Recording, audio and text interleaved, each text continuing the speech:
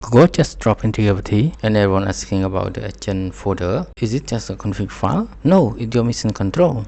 Think of the .agent folder as your project AI parent. Instead of repeating yourself in every prompt, you store your project DNA here. Rules. These are persistent instructions. Want the agent to always use test script, follow clean architecture, or avoid 10 libraries? Put it in a markdown file under .agent rules. Workflows. These are complex multi-step recipes. You can define a sequence like run test in the past, generate a PO description, then ping me. Use workflow name to trigger them. When you prompt a project without this folder, the AI is a visitor. It sees what open in your tab, but it doesn't know your standard. In Antigravity, the .agent folder makes the AI a resident. It checks your rules before it writes a single line of code. Stop repeating yourself and start building. If you want to see my specific .agent rules for Flutter.js, let me know in the comment.